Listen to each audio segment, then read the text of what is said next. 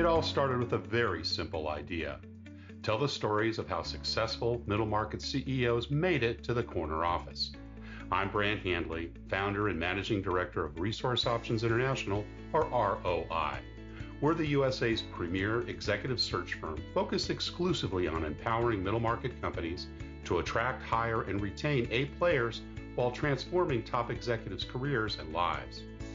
ROI's Into the Corner office is dedicated to discovering how middle market CEOs advance their career, and we're making these remarkable and sometimes quite unbelievable stories available to you for the very first time.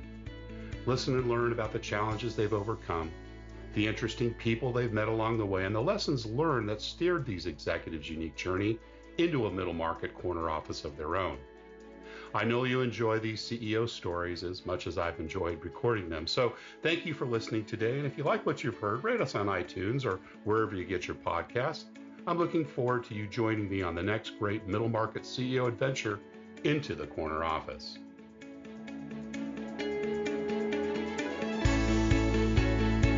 My guest today is one of my dearest friends, Wiley Mullins, founder and president of Uncle Wiley Specialty Foods that produces healthy Southern classic seasonings and spices. A passion for Southern cooking and a starting base of his grandmother's recipes, combined with 10 years of marketing expertise in the packaged food industry, enabled Wiley to launch this venture back in 1992. His first goal was to introduce a healthy approach to preparing Southern cuisine, and he has now expanded his product line and distribution network so that today Uncle Wiley's seasonings are sold in supermarkets across the USA. Wiley is a graduate of the University of Alabama and received a master's degree in business administration from Duke University prior to joining Procter Gamble in marketing. Most recently, he's launched a new venture, Table Telling, a movement to bring American families collectively back to the dining table, sharing and passing on life lessons, discussing and exploring issues to avoid, familial history, nuances, and expressions that will empower and inspire younger generations. Wiley Mullins, welcome into the corner office. Welcome. It's good to be here. So good to hear your voice, my friend. And gosh, we've been friends for about twice and four times as long as any other CEO I've had on this show. So we go way back. Yeah. 2013, I think, is about the time I first started coming to Connecticut and met up with you. And it's just so wonderful to be able to have some moments and capture your story. And but talking about some time ago, we always like to start with the early years. I knew you grew up in Alabama and had a very, solid family upbringing. And I'd love to hear a little bit about it. Tell us about what mom and dad did, brothers and sisters, and what that early family life was like. Sure. Well, I was one of four. I was the youngest of four kids, Hmm. and my older brother. There was 8, 9 years difference between us. So Yeah, when I was in grade school, he was graduating high school on his way and out. off to college. Yeah, And but it's so interesting because he and I became the closest of the four yeah. because in my family, the oldest kid sort of looked out for the youngest one. Right, right. And as we developed into men and lived, our separate lives in different parts of the country, we used to talk, maybe just about every night on the Yeah, phone, which is nice. really great. Um, my parents, my father was and mother both were very big on education. Um, really, uh, there was never a doubt that we wouldn't go to college. It was just where would you go to college? Right, right. And I always loved that because each of us went to totally different schools, and which was interesting. Well, And I know you're a Crimson Tide, grad. So where did your big brother go? my oldest brother went to school out in Michigan, Oh, okay. Wayne State University. Yeah. My sister went to Alabama A&M, a historical black college in Huntsville, Alabama area, and my brother Ozzy went to Auburn. Wow. Yeah, All different schools. yeah, Yeah. all different schools, Yeah. and we had such a great experience. And my parents, as I look back now, and as I listen to Other people talk about their childhoods and their experiences and what they did as kids. You know, I almost came from Mayberry. Right, right. Yeah, For those listeners that don't know, Mayberry RFD was a famous Andy Griffith show, right? And Ron yes. Howard and uh, I wasn't was Brent. I wasn't Opie, but yeah. That would have been hard to pull off, hard to but pull uh, off. but it was that kind of community. Everybody, trusted each other. Everybody knew each other's name. Kind of a small town, It, southern. well, it was a town of 10,000 people, Yeah, yeah, and you knew people. right, You you know you would drive through the neighborhood and you blow the horn or wave at everybody, and you knew everybody's name. right, And it was that kind of place. yeah, And the community was very much intact. A community that had a few wealthy people, um, solid middle class people, but it had some extremely poor people. sure. And we all went to the same school, Mm, same grade schools, same high schools growing up, which is so rare today. Everything in most communities is based on economics. right. Well, you did grow up in the segregated South, right? Or was your school integrated at the time that you were Yeah, in junior and high school? I went to segregated schools, grades 1 through 6. Yeah, And then when we went to seventh grade, which was junior high, that was the year that the whole state integrated. right. So my Wow, junior high and high school experience was totally integrated you lived type through of that. setting. Yeah. And but what was really interesting about it was um, the community, both the um, both the African American community and the white community. It was so similar, and Mm, we didn't have the issues that other communities had about integration across the country. We integrated extremely well, mm, and um, from there, uh, high school was a great experience. I had a great experience in high school, um, and felt very strongly about um, really, wanting to go to a good college, a good school, and right. I was encouraged all along the way to do that. And And uh, there was a family business, and I believe your sister had carried that on, but there was some expectations that you might. Is that right? yeah, but that wasn't my thing, and I had no pressure to do it. But uh, I just really felt very much like, um, I had an opportunity to pursue my dreams. Right, And right. I never thought I would be necessarily a businessman. When I first went to college, I thought I would major in political science, minor in art, and at some point go on to law school. Hmm, But I got engaged in business back in the 80s. The degrees that were really popular were, of course, the business degrees and the engineering degrees. right. And I took an economics class, Econ 101, and liked it. Loved it. Yeah. I not loved it, liked it. Well, And were you a good student in secondary school? Did I you was. have the yeah, I yeah, was a good student.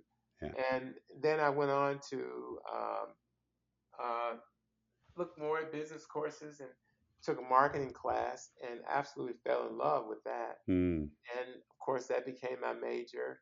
And I, I just had a real good experience in college. Loved the University of Alabama. Back then, Bear Bryant was our right, football coach, right, right. and that was legendary. And Yeah. to be there when he was there and to experience that whole scene during football season was just something totally unimaginable for me. Almost spiritual, I guess, right? Yeah, so Were I got you there. were you involved in sports in secondary and high school? Was that also part of I was not. okay. I was a good, solid student. I was Yeah, more involved in things like student government right, right, and continued that in college. Felt very strongly about um, really wanting to do well in school. Um, wanted to. I like the competition in college. right. I'm a competitive person, Yeah, not yeah, a viciously competitive person, but I like to be challenged and I like to challenge. right. And that was great. That was good for me. So I majored in marketing, and there were business classes that I didn't particularly care for, but for the most part, I really did have a great experience then. Now, did you work through college and high school? Were there odd jobs that you did? Were you No, expected to contribute? no, I did Yeah. not work at all during college. Yeah. My dad paid for it, and but Wow. his expectation was for me to do well with my grades, Yeah. Yeah. and and that's what I did. And a business degree, at least back then for me, was something I had to work at. I didn't have time to work. Right. I had to study. It wasn't hard, but it wasn't easy.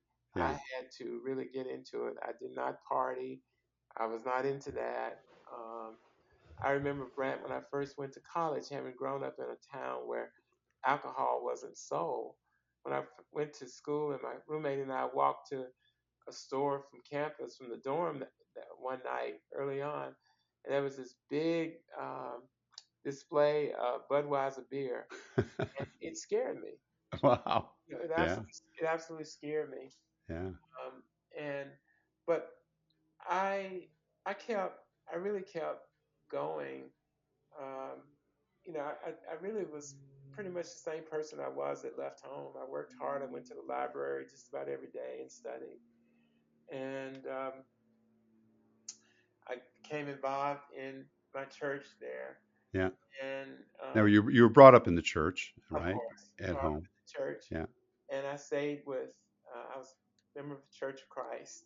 Right. Uh, and I stayed with that group. They had a wonderful campus ministry program there. Mm. And I got involved in that. And to be with a couple of hundred kids in your church, and you have devotionals 2 nights a week, and Sunday morning, Sunday night. It was great. You had a real community there. We had a Sounds like. great community, and Yeah. they had even built apartments for us to live in. Nice. We were part of that Christian community that Yeah. were right next to the church building. So you really were with other kids that grew up very much like you, Yeah. and Right. it was wonderful. And I um, I really just that was just probably one of the best experiences of life. Really, just really being with other people who had, Like-minded. who had similarities Yeah. Yeah. and upbringing and faith, and um, and they were fun people. It was great. Really And supported each other, I'm sure. Huh? yeah, we did, but we also had members of the church, adult members of the church who lived there, um, started a program where they adopted a kid um, your first year there, and you stayed with them Mm. as their adopted child for the 4 years in college. And this family that adopted me as a student, they would take you to lunch once a month Mm. after Nice. church or do stuff.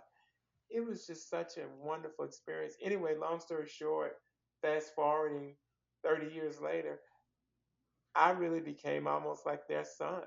Yeah. I mean, Right.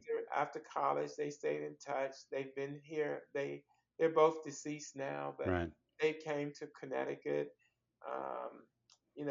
He was a business owner, and when he would have his business meetings in different parts of the country and the world, um, he always invited me Nice.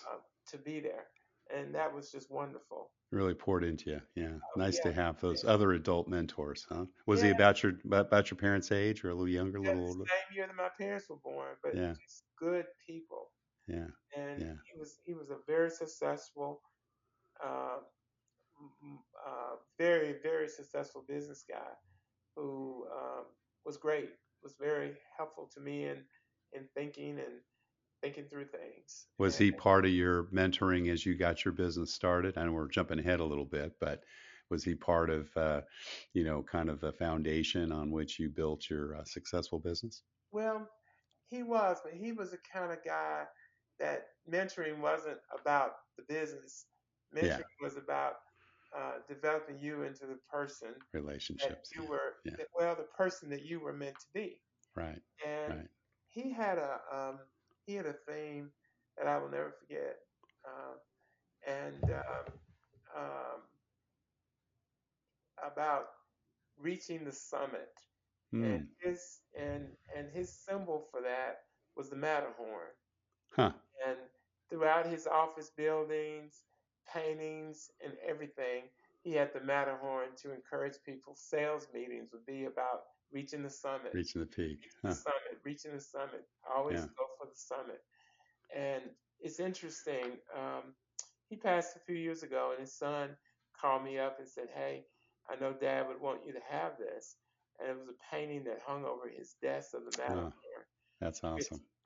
which I have, and I'm often reminded just reaching the summit. He poured into me that way. It Yeah. wasn't about being a millionaire or about being a business mogul. It Right. was about really being the person that you could develop into, It's and lovely. I really appreciate that. Yeah, that's lovely. Yeah. So, what was that first job you took out of college? And tell us kind of the story behind that. Well, the first job was just a sales job. Mm-hmm. It was a sales job. I worked for Thomas J. Lipton, Right. Lipton Tea Company, Right. and headquartered over in Englewood Cliffs, New Jersey. But I started my career down in the southeast, and that was great. And I was working in Georgia, Alabama, Louisiana, New Orleans area, and it was just a very interesting thing. And I remember this one gentleman. I'll never forget him. Um, I won't use his name because some people may have known him, but um, he was down in the Louisiana area and in a small town. And I was told by my boss that I would have to go down on the second Sunday night of every month, spend the night in this town, and be there at 8 o'clock that next morning to see him. Right. And I did.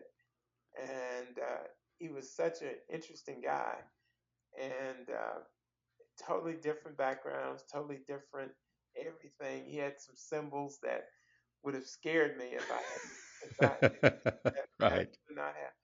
But you know what?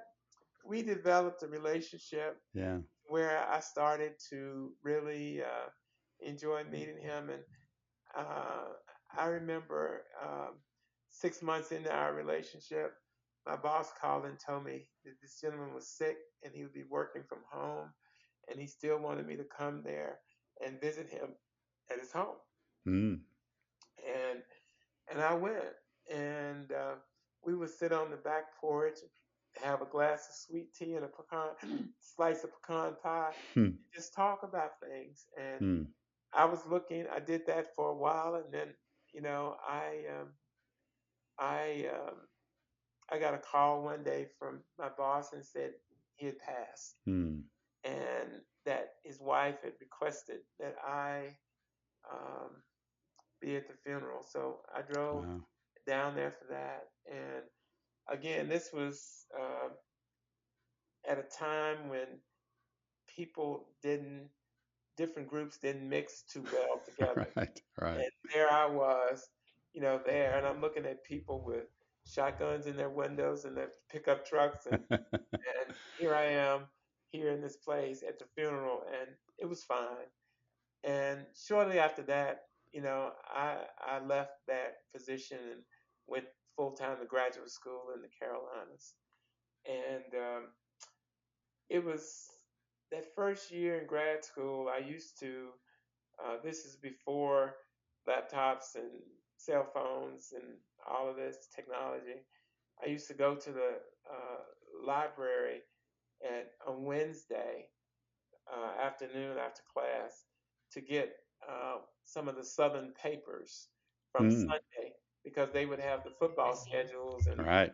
football reports and everything.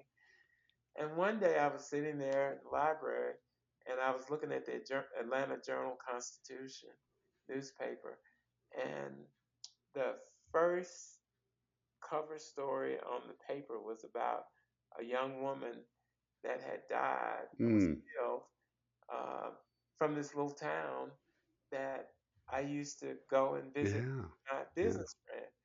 And then I realized after I glanced further that not only was it the little town, but it was his daughter Oh, that had passed. And I was just stunned by it. And I would go to the library every day and just until the story no longer appeared in the paper to understand. And a few years later, I was working for Procter Gamble, and we were doing a trade show in New Orleans. And of course, I had worked there, knew people there, and I went down a few days early to get the show set up and finished early, and ended up going back out there to the same little town where this gentleman lived, just riding around, killing time, and stopped by the place of business, and they all knew me, and hmm. I was sorry to hear about what had happened. And uh, the receptionist said, "I know." Um, we just call him Bob. Mr. Bob's wife would love to see you. Hmm.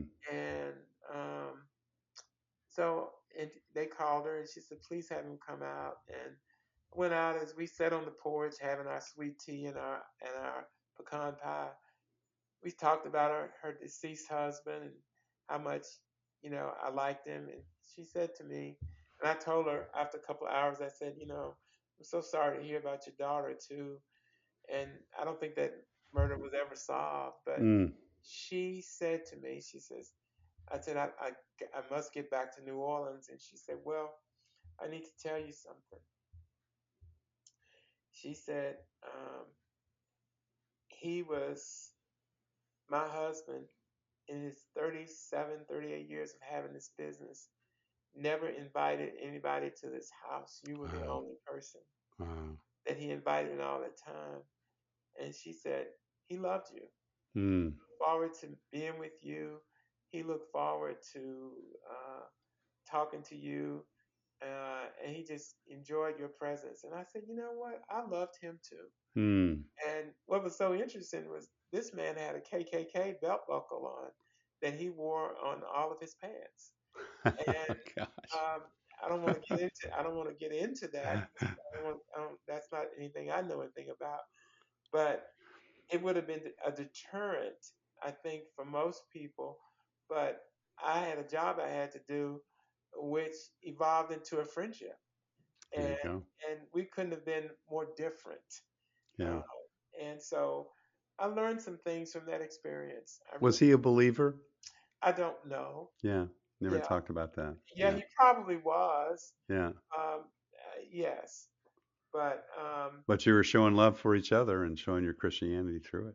I well, love that. we were just showing, yeah, we have a lot in common. I think that we talked about, and because really, Brant, what we did was he could have told me his order or whatever over the phone, Right. Sure. but he looked forward to seeing me, and I looked forward to seeing him.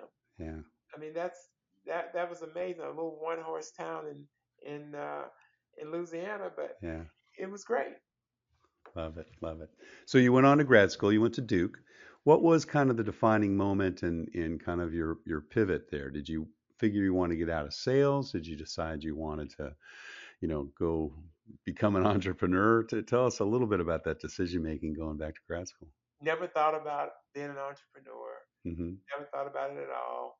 I selling a packaged goods. I was intrigued by the whole marketing of it, and I went to school specifically to secure a position in consumer packaged goods brand marketing, Marketing. Got brand it. management, Yeah. and I did.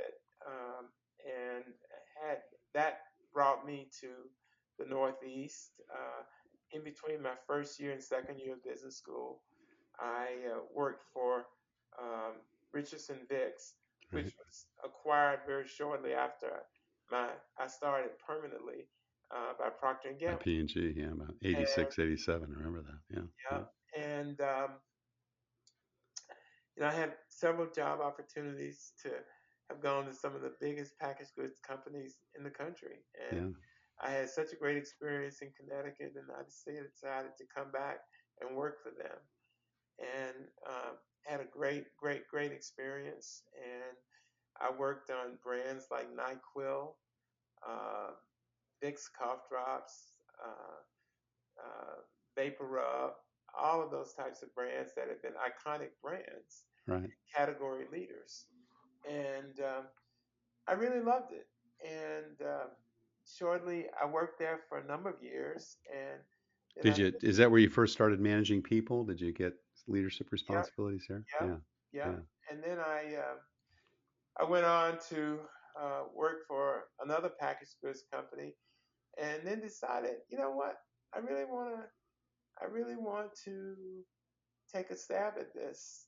So Now tell us about that. Now, was that again? Was there some mentoring going on with that? Did you kind of feel, gosh, I want to be can kind of control my own destiny? Was none it of that, was there a purpose none of that, around? none of Yeah. what I saw was an unmet need in the Hmm. marketplace, Hmm. and I decided that I was going to create a brand that could address that. And what was that need? What was that unmet You know, being from the South, we are not necessarily the healthiest of eaters. need? Right. There was an opportunity to, create a brand, a product line that provided the flavors that people, Southerners, African American, Midwesterners like, Right. but without the fat, calories, and cholesterol. Hmm. And that was becoming more and more popular in the 90s. People were becoming more um, um, conscious of health and living better. So that was wonderful, and I pursued that, and um, that was great, and I And that was when Uncle Wiley's was born. Now, we yeah. talked in the bio about your grandmother. So did she have some influence on that? Was there recipes that you? No. It wasn't recipes. It was the flavor systems. Ah. I created flavor enhancers that um, provided the traditional flavors and tastes that people wanted. Hmm. Yeah, and so that's how I got into this, and I had a great start. I had you know um, some fairly good companies over the years that I've worked with that distribute my products in their stores. Um, Walmart being one. Right. That's been really a great relationship for this. Now it's been what, 27, 28 years? How long have you been with Uncle Wiley's now? I've been doing this. It would May of this next year would be 31. 31 years. That's Yeah. great. And pretty much success from the get-go. Well, I had to work at it, Yeah. but it provided me an opportunity. I never set out to make all the money. I never set out to build a mega company. I just wanted to have a good life, and I still want that. I want a quiet, peaceful life, but That's your you have to work. that's your Matterhorn. That's Huh? it. I mean, That's your that's Matterhorn. it. Yeah. And I've been able to have secured that for this number of years. Yeah. Yeah. Talk to me a little bit about mentoring and where that's come in, and not just with the business. I mean, we talked about this young man who was a young man at the time, but that you grew up with at in Tuscaloosa. But who are some of the other folks that you both have either been mentored by, but also mentored over the years? Well, you know, I am not, when people talk about mentoring, I look at mentoring so differently. Mm, I look at mentoring based on values. People that have the values that I want to have in my life: yeah, honesty, respect, you know, those types of things, faith. I don't look at it as somebody saying, "Oh, I'm gonna help you build this company to blah blah blah blah blah." I really look for people who were just good, solid, decent people mm, who lived the way that I wanted to live. And I know that's different. It may not be what you were looking for, but um, you know, mentoring to me was really all about value based versus anything. yeah, yeah. Have there been others other than the that family you met at Yeah, Crimson oh Tide? yeah. I've had a lot of people that have sort of poured into me, and not poured into me from a standpoint of intentionally trying to, but just the way they live, Mm-hmm. and Mm-hmm. and they're Role happy, models. Mm. and they're happy. Yeah, Yeah. I mean, I look, I live here in Connecticut, and I see a lot of people that everything is based on the balance sheet. Everything is based on, you know, how large you are, you know, et cetera. I haven't looked at it that way. I don't live Yeah. that way. I don't.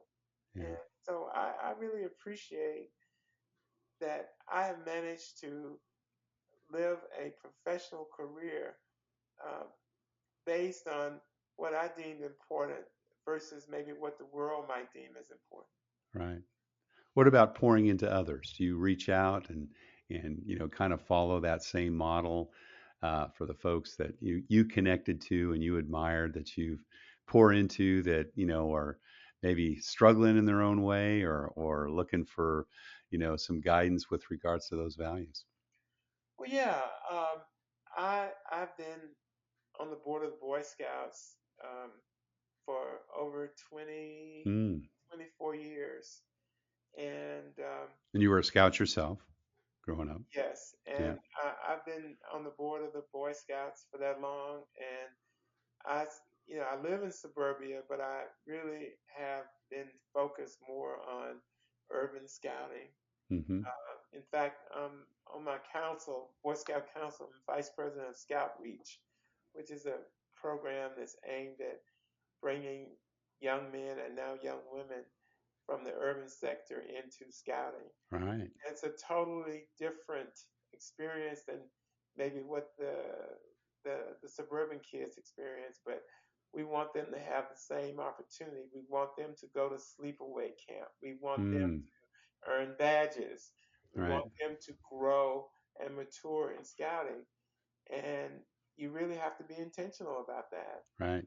uh, Right. because so many of them um, come from backgrounds where scouting was not a part of their heritage or their experience. Right, Yeah. right. Yeah, great, cool.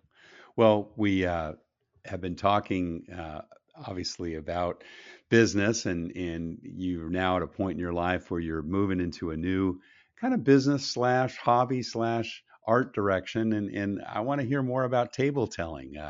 I've seen some of the artwork. This is just a fantastic direction, and I'm so excited to, hear a little bit about the impetus behind that. So talk to us a little bit about table telling and what's going on with this new direction you're taking.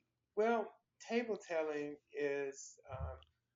is going back and recapturing some things that I think our culture has lost, Mm, and that is this idea of families having a meal together, certainly if not daily, certainly regularly, several times a week, where everybody is sitting at the table and people are talking about what's going on in their worlds without, looking at cell phones and laptops and all this. I mean, now you have it's not very common for big sister to, grab a burger with her friends yeah, and dad to pick up something on the way home and and whatever. Uh, and I just decided that we really needed to create an atmosphere at the dinner table again. That the dinner table becomes the heartbeat of the home, like it mm, was at one time, where you knew what was going on. Like my older brother, when he was a senior in high school, I remember him talking about the bonfire at the homecoming game. I could I could only dream about what that would be like when I was there. right, I remember when he went to college and he'd come home for Thanksgiving or Christmas, and it was a big deal. And I would have my future. That would be in my future too, right, if I wanted it. And it's just those little things like that we don't embrace anymore. mm, And I want us to get back to that. And it's not about being wealthy. It's not about living in the biggest house. It's not about, dad being an executive, it's just about us being family. Community. And Yeah. and family, Yeah. um, one of the great things about living in a small town in the South, you had friends who were well off and you had friends who were poor. And you didn't look at them as any differently. They were just friends. Right. And now it seems like everybody is trying to find, you know, their group that they want, that that represents them, as opposed to just appreciating everybody. Right. Right. Yeah. So true. So you've found some artists, I think, overseas in Colombia, if I'm not mistaken. You've got Well, some I've got artists from three different countries three that different countries. I Yeah. work with, and we created a line of dinnerware, and the each piece of dinnerware has a different scene on it, Mm. and the scenes represent things, um, maybe from our culture. I started out with table telling, focusing on the African American culture. That's our intro. But we're already working on the Jewish, the Italian, Mm. and the Irish cultures. Oh. Um, like it's interesting. One of the paintings that's going to be on a piece of dinnerware from the Jewish tradition is a Jewish wedding where they take a glass and they crush it, Right. uh, Right. which Yeah. is so interesting. One of the things from the Italian heritage is uh, women crushing grapes with their feet and making wine Mm. and telling those kind of things. From the African American, one of the plates that I really love a lot is going to the barber shop. So old guy with a cigar on his way to the barber shop to play checkers with his friends. It's called social hour at the barber shop. Right. And Right. that used to be the way it, the way it was. Right. And Yeah. Where I, news was shared and information was, yeah, and obtained. and Yeah. it was more than community. It was life. Yeah. You know, Yeah. it was just real life. It was live. It was fresh. And I want us to get back to that. Right. Get back to that. So where can our listeners go and find out more about table telling?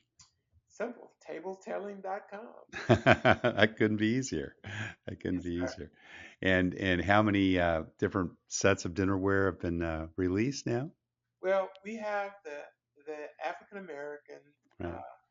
uh, set of eight, and they're sold individually. And you can buy one or all eight or as many as you like. Wow. And Wow. it's also interesting. We're completing um, another piece, another set of eight that also feature African Americans or Black people, really. And what it is we are doing Black characters from the Bible. Hmm. A lot of people don't really think about Black people being in the Bible, but it's some pretty significant people, even in the lineage of Jesus, who were of color. Right. And we're just bringing that out, tell the Yeah. story. Fantastic. Great. Can't wait to go see the whole collection myself. Well, listen, Wiley, we're almost out of time, but we always ask our CEO guests, what kind of career and life advice would they give to someone that maybe has their eyes on building a business or perhaps doing something, impactful and meaningful in their lives moving forward? What advice would you give to someone, that's maybe mid-career at this stage and thinking about their future and, kind of needing some help with regards to deciding where they may want to go next? Well, a couple of things. First thing is time goes by extremely fast. Mm, 20 years, 30 years will fly by before you know it, particularly if you're having a good time and you're doing something you really like. And I think is pursue your passion. Um, you know, people will say, well, I want to be a wealthy lawyer. I want to be a wealthy investment banker. That might be your passion, but what is it that you really like? You really care about? That's of interest to you. mm, Um, and it doesn't even have to be about financial. but what is it that really drives you? What is it that, you know, you feel like you were put on this earth to do? And I think everybody has that. Um, there are three habits um, that Christ Himself talked about us developing. And I think in Matthew 6, and those habits were um, pray, which means that when you pray, you got to give up your time. And, Brent, I heard that the average person only prays like not even 2 minutes on a day. My gosh, we got so much more to talk to God about. We do indeed. And so I really encourage people to pray. The second thing that Jesus Himself talked about as a habit to develop was giving. Mm-hmm. And that's not only just writing a check and throwing it in the church basket, but it's giving your time, giving your advice, giving your energy to a lot of things. Good thoughts, Yeah. generous words, affirmations to others. Yeah, there's a lot of ways to give. Yep. And then the final thing that Jesus talked about was fasting. Mm. And fasting is not something that we see much in our culture today, but in most of the big situations in the Bible, Jesus fasted when He was in the desert being tempted by the devil for 40 days. Moses fasted when he went to free the children of Israel from Egypt. Elijah fasted when he was caught in the cave for 40 days. Right. Those are big things. So making it real easy to remember, this is the way I look at it. Fasting deals with your food, giving deals with your money, and prayer deals with your time. Three things that most people really want to control. And I think those are the things that we really have to be intentional about making certain that we are not selfish in the way we look at things. Wise words, wise words. Well, Wiley Mullins, founder and president of Uncle Wiley Specialty Foods, and just launching, you've heard it here first, tabletelling.com. Everyone go take a look. Thank you so very much for sharing your journey into the corner office. You're welcome. And Brent, it's good to have you as a friend. Thank you for listening to Into the Corner Office with Brant Hanley. We hope you enjoyed hearing our guest CEO story as much as we did. If you want to hear more CEOs reveal their journey into the corner office, please subscribe via iTunes and tell your friends and colleagues. For more information about Brant, Resource Options International, and the mighty middle market, visit www.goforroi.com. We look forward to having you join us for our next episode.